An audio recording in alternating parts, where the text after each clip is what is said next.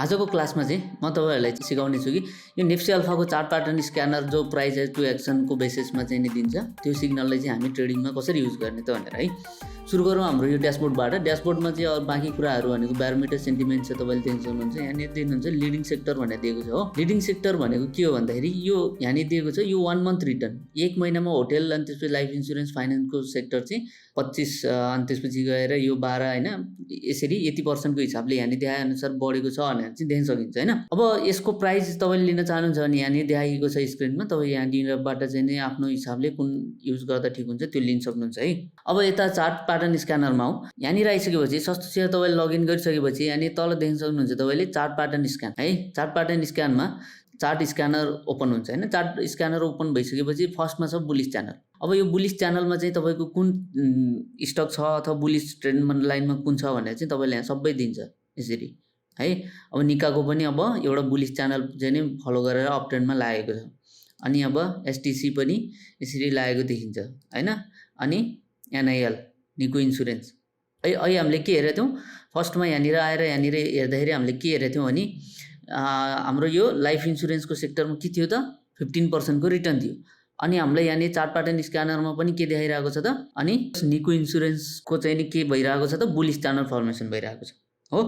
त्यही भएर यदि तपाईले चाहिँ यो बुलिश च्यानल भनेको के, यहाँ चार्ट प्याटर्न स्क्यानर यो कुराहरू तपाईले जान्नु भएको छैन भने चाहिँ हैन, हाम्रो यो टेक्निकल एनालाइसिस कोर्स जो युट्युबमा फ्री छ, डिस्क्रिप्सन बक्समा लिंक छ यो। अनि त्यसपछि क्यान्डल स्टिक भोल्युम यो सबै कुराहरूलाई युज कसरी गर्ने भनेर चाहिँ यहाँ पुरा ए टु जेड चाहिँ क्लास तपाईले देख्न सक्नुहुन्छ है। डिस्क्रिप्सन बक्समा चाहिँ लिंक छ, त्यहाँबाट हेर्न सक्नुहुन्छ है।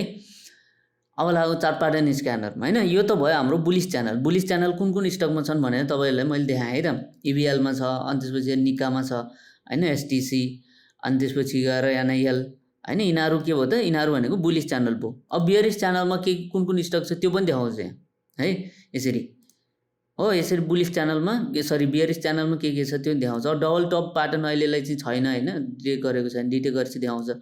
डबल बटम प्याटर्न पनि छैन अहिलेलाई है। हेड एन्ड सोल्जर मतलब त्यो पनि छैन, तर inverse head and soldier pattern चाहिँ छ है। तर अहिले तपाईले यहाँनिर देख्दाखेरि चाहिँ नि के भयो भन्दाखेरि यहाँनिर यो प्राइसले हेड एन्ड सोल्जर बनाएर पनि यसको टार्गेट हिट गरिसक्यो भन्नुहुन्छ हैन। तर यो अहिले मैले देखाउँदा मात्रै हो, तर म तपाईहरुलाई प्रुफको लागि म देखाइदिन्छु। मैले यो चार्ट चाहिँ टेलिग्राममा पनि पोस्ट गरेको थिएँ है। जस्तो कि यो चार्ट चाहिँ तपाईको यतातिर चाहिँ नि आउँदाखेरि हेड एन्ड सोल्जर प्याटर्न चाहिँ नि यो क्यान्डल बनिसकेपछि चाहिँ अलरेडी कन्फर्मेसन हुन्छ, डिटेक्ट हुन्छ, जो प्राइस टु एक्सनको हिसाबले हामीले अलरेडी यो क्लासमा पढिसक्यौँ। म फेरि पनि भन्न चाहन्छु तपाईलाई, हाम्रो चाहिँ नि यो टेक्निकल एनालाइसिस कोर्स जो छ त्यसको चाहिँ नि प्लेलिस्ट डिस्क्रिप्सन बक्समा छ, त्यहाँ गएर हेर्न सक्नुहुन्छ है। तपाईले कुन चाहिँ क्लास हेर्नु भने चार्ट प्याटर्न भन्ने छ नि, यो तपाईको चाहिँ नि टाइप्स अफ चार्ट प्याटर्न हैन, chart and types of chart pattern भन्ने यो हेर्नुभयो भने हामीले चाहिँ सर्च गरेको यही नै हो चार्ट प्याटर्न हैन। अब रहेको कुरा टेलिग्राममा। टेलिग्राममा मैले चाहिँ हाम्रो चाहिँ यो टेलिग्राम ग्रुप हो हैन, मास्टर टेक नेपाल च्यानलबाट छ। टेलिग्राममा मैले तपाईलाई यहाँनिर लिंक शेयर गर्थे, चार्टको लिंक शेयर लिंक है। म तपाईलाई देखाउँछु यहाँनिर तपाईको ओके, यहाँनिर देख्न सक्नुहुन्छ तपाईले। ल यो दिनमा चाहिँ नि तपाईको यो चाहिँ नि जो हेड एन्ड सोल्जर प्याटर्न थियो त्यो डिटेक्ट गराएको थियो सिस्टमले। त्यसपछि मैले ग्रुपमा पनि शेयर गरेको थिएँ। त्यसपछि जब चाहिँ नि यो हेड एन्ड सोल्जर प्याटर्नको चार्टको चाहिँ नि हैन मैले तपाईले ग्रुपमा दिइसकेपछि यसले तपाईको टार्गेट पनि अचिभ गरेको थियो हो। टार्गेट अचिभ गरेको दिनमा पनि मैले यसरी पोस्ट गरेको थिएँ, यो लेभलमा बाइ गर्नुस् है। यो लेभलमा चाहिँ नि बाइको लागि मैले एनालाइसिस गरेर चाहिँ दिएको थिएँ तपाईले। यो लेभलमा स्टप लस राखेर तपाईले टार्गेट अचिभ गर्न सक्नुहुन्थ्यो हैन। अनि त्यसपछि गएर यस्तै गरेर तपाईको यो सीआईटी हैन, यिनीहरू पनि म तपाईले देखाउँछु अगाडि।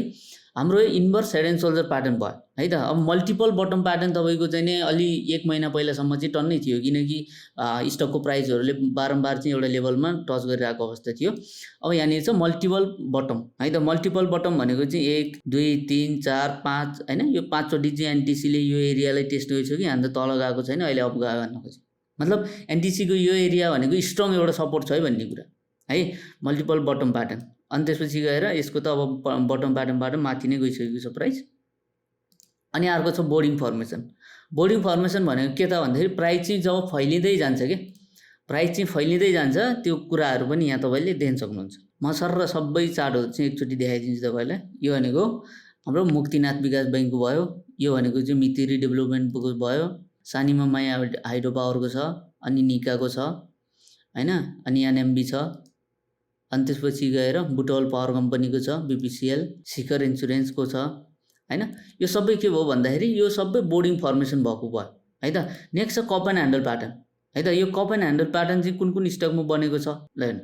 यहाँनिर चाहिँ एचईआई, अब एचईआईमा चाहिँ कप एन्ड ह्यान्डल बनेर पनि यसको टार्गेट हिट भइसकेको देखिन्छ हैन, यो मिस भयो। तर यहाँ हेर्नु सिएसडिसी हेर्नु, मैले यो पनि हाम्रो टेलिग्राम ग्रुपमा चाहिँ नि सेयर गरेको थिएँ हैन। यदि तपाईँले टेलिग्राम ग्रुप पनि जोइन गर्नु मन छ भने टेलिग्राम ग्रुपमा आएर जोइन हुन सक्नुहुन्छ। त्यसको लागि चाहिँ डिस्क्रिप्सन बक्समा युट्युबको भिडियोको चाहिँ नि यो डिस्क्रिप्सन बक्समा टेलिग्राम ग्रुपको चाहिँ नि जोइन लिङ्क दिएको छु, त्यहाँबाट जोइन हुन सक्नुहुन्छ है।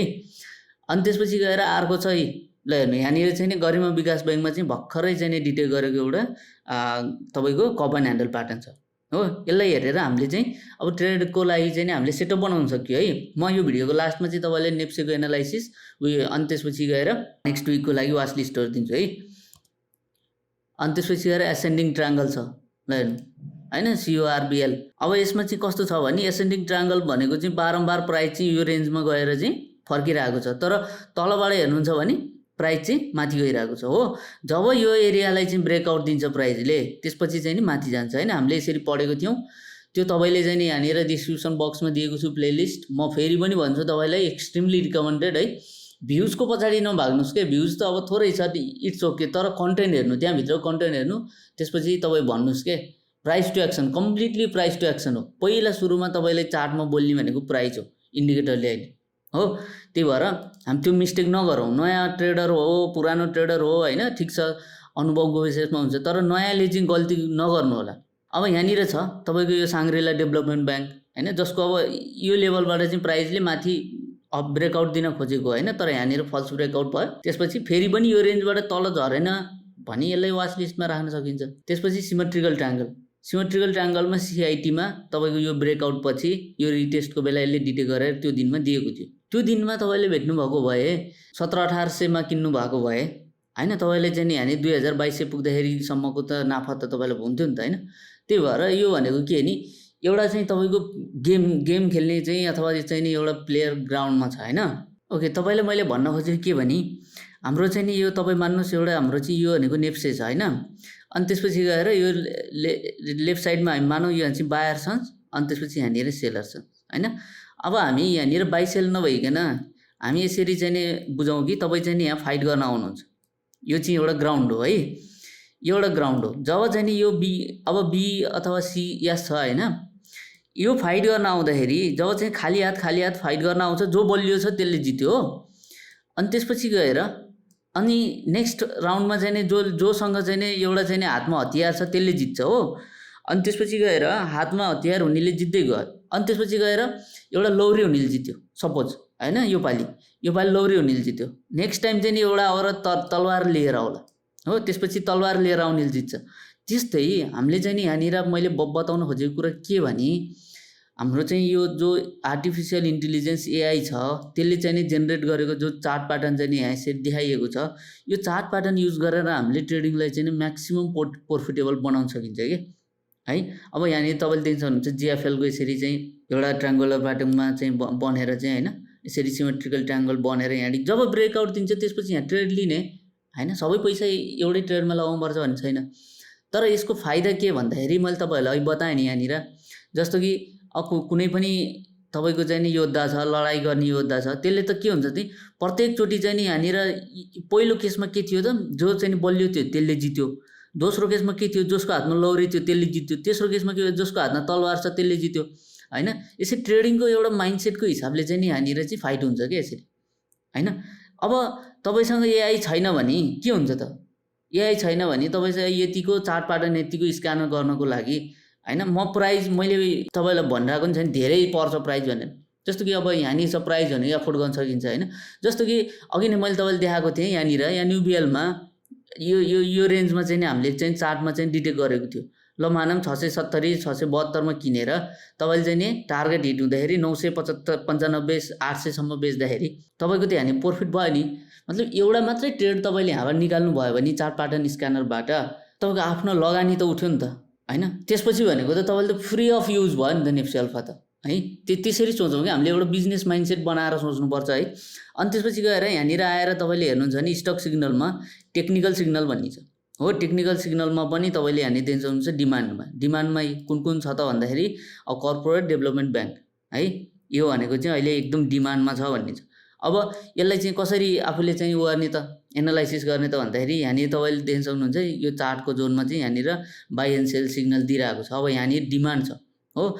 अब यो डिमान्ड छ भनिसकेपछि अब यसलाई चाहिँ हामी एनालाइसिस गर्नुहोस्, आफ्नो हिसाबले एनालाइसिस गर्नुहोस् ल यहाँनिर। ल यसरी गर्दाखेरि यहाँनिर के देख्नुहुन्छ त तपाईँले त है। सुरुमा चाहिँ मैले यहाँनिर मेरो एउटा टेम्प्लेट छ आरएस है, अनि त्यसपछि गएर एउटा भोल्युमको चाहिँ उ गर्ने है। यो पनि छोडिदिनु सबै कुरो चाहिँ मैले के गरेँ भने remove indicator okay, naked price मात्रै चेक गरेर म भन्छु तपाईँले। यहाँनिर हेर्नु के भइरहेको थियो, एउटा रेक्ट्याङ्गल प्याटर्नमा चाहिँ नि यो के भइरहेको थियो, प्राइस कन्सोलिडेसन भइरहेको थियो। अब यहाँनिर ब्रेकआउट छ।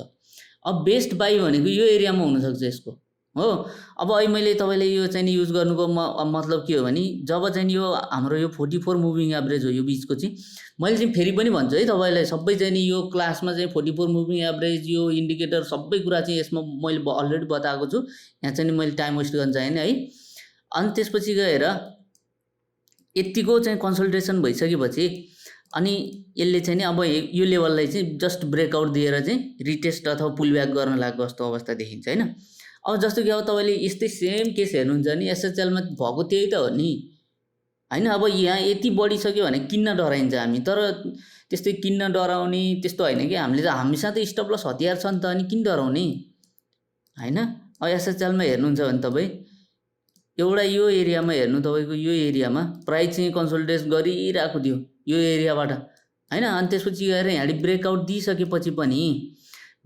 दिइसकेपछि पनि तपाईँलाई चाहिँ बाई गर्ने एउटा राम्रो अपर्च्युनिटी थियो। ल हेर्नु यो एरियामा आएर प्राइसले फेरि कन्सोलिडेट गर्यो हो, अनि त्यसपछि गएर ब्रेकआउट दियो। अनि तपाईँले के गर्न सक्नुहुन्थ्यो भने यो लेभलमा चाहिँ बाई गर्ने है, यो लेभलमा चाहिँ नि म बाई गर्छु है। अनि त्यसपछि गएर यहाँ पुलब्याक पनि दिएको थियो, तपाईँले यहाँ पनि बाई गर्न सक्नुभयो। अनि त्यसपछि गएर यदि यो लेभलमा आयो भने म स्टप लस गरिदिन्छु भने तपाईँले होल्ड मात्रै गर्नुभएको भए तपाईँले लगभग 300 रुपियाँमै किन्नु भएको भए पनि आज कति छ त्यसको प्राइस, लास्टचोटि 530-40सम्म पुगेर अहिले 400 छ होइन। अब त्यही भएर हामीले कसैले पनि थाहा हुँदैन कि स्टक मार्केटमा प्राइस बढ्छ घट्छ भनेर, जस्ट यसरी एनालाइसिस गर्ने हो।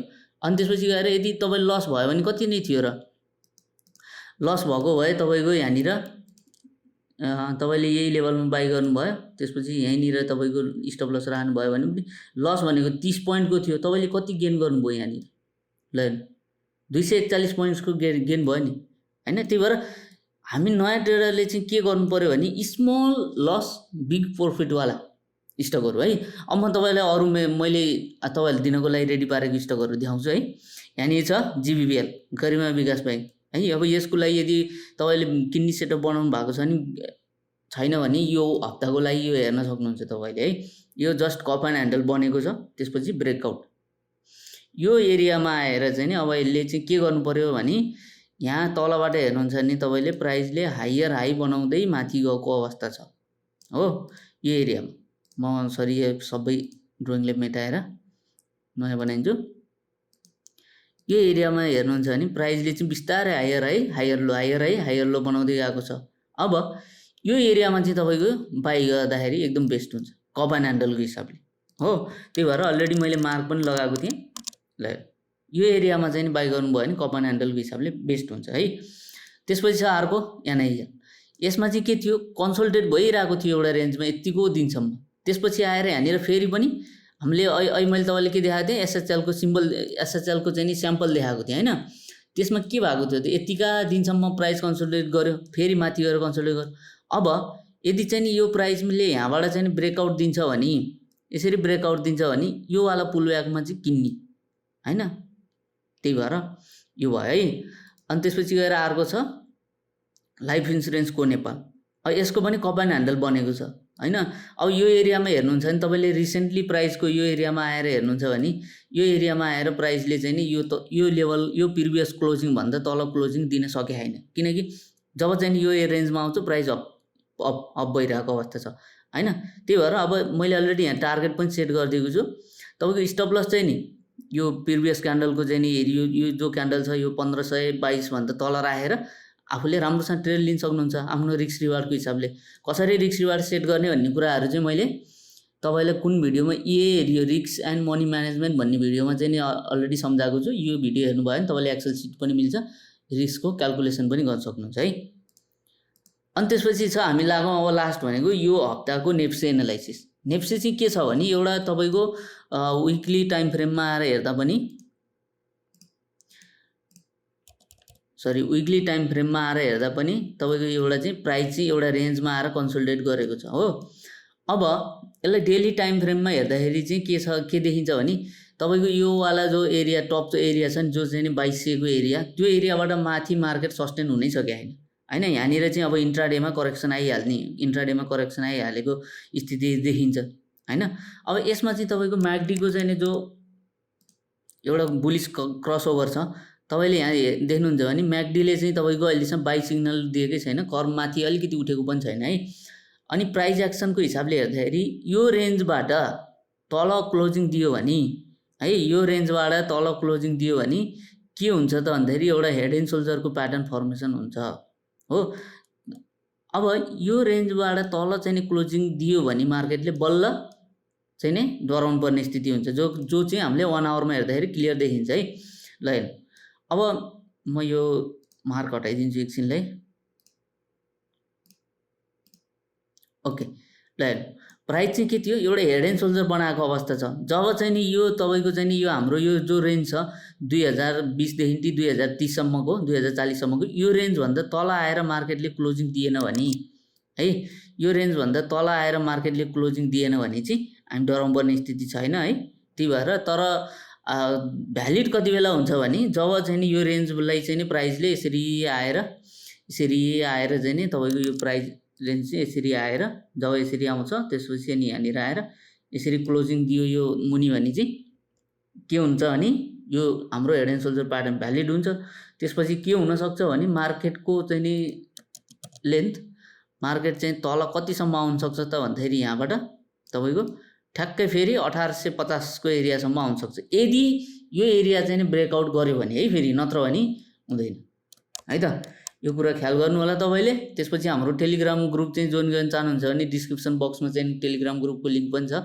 यहाँनिर चाहिँ तपाईँले धेरै किसिमको चाहिँ नि फिचर्सहरू छ हैन। यहाँनिर चाहिँ नि सबैले चाहिँ नि रिक्वेस्ट सिम्बोल गरिरहनु भएको छ। तपाईँले आएर यहाँनिर सिम्बोल अब निका गर्नुभयो भने सपोज हैन यसरी तपाईँले आफूले आएर रिक्वेस्ट गर्नुभयो भने तपाईँले चाहिँ यहाँ एउटा बटले चाहिँ रिप्लाई पनि दिन्छ है। यो जो प्राइस चाहिँ बटले दिइरहेको छ यो चाहिँ पुरै चाहिँ लाइभ हुन्छ है, लाइभ हुन्छ। यहाँनिर सबैजनाले गरिरहनु भएको छ। ओके ल त आजको चाहिँ नि यो क्लासमा यति नै। यदि चाहिँ नि यो नेप्से अल्फाको चार्ट प्याटर्न स्क्यानर अनि त्यसपछि गएर यिनीहरूको बारेमा तपाईँले यदि केही जान्नु छ भने चाहिँ मलाई कमेन्ट बक्समा कमेन्ट गर्नुहोस्, हाम्रो टेलिग्राम ग्रुपमा पनि सोध्नुहोस् है। र यदि यो भिडियोले कसैले हेल्प हुन्छ भने सेयर गरिदिनुहोस् हैन। ज्ञान बाँडे बढ्छ भन्ने सिद्धान्तको साथ। जय नेपाल।